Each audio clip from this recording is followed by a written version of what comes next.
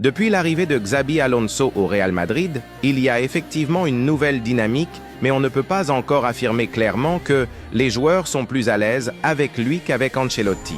Voici les points importants pour comparer les deux périodes. Durant la seconde période d'Ancelotti, 2021 à 2025, le Real Madrid a remporté plusieurs titres majeurs. Liga, Ligue des Champions, Supercoupe. L'équipe avait une grande capacité à gagner les grands matchs, avec de nombreuses remontadas et des moments forts. Les joueurs expérimentés avaient une totale confiance en lui et ils savaient gérer les vestiaires. La saison 2024-25 a été la plus mauvaise sous Ancelotti, avec 13 défaites, un record négatif. Défensivement, l'équipe était irrégulière, souvent fragilisée par les blessures et le manque d'équilibre.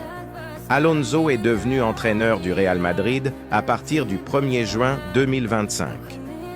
Beaucoup d'observateurs pensent qu'il apporte une nouvelle organisation tactique, plus moderne et plus stricte. Il semble vouloir instaurer une vraie concurrence entre les joueurs, avec plus de rotation et d'opportunités pour les jeunes. Son style demande plus d'intensité, pressing et structure, des éléments qui peuvent aider certains joueurs à se révéler. Mais il reste des défis. L'équipe doit s'adapter à un système différent, ce qui demande du temps. Certains médias rapportent qu'il existe encore des problèmes de cohésion et de constance, même après son arrivée.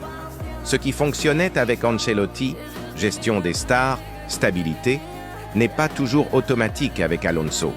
Il est encore trop tôt pour dire que les joueurs sont plus à l'aise qu'avec Ancelotti. Ce qui est clair, c'est que Alonso apporte un style plus moderne et plus exigeant.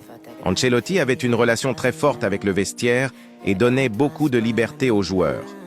Aujourd'hui, le Real Madrid est en transition et on verra sur la durée si le groupe adhère pleinement au projet d'Alonso.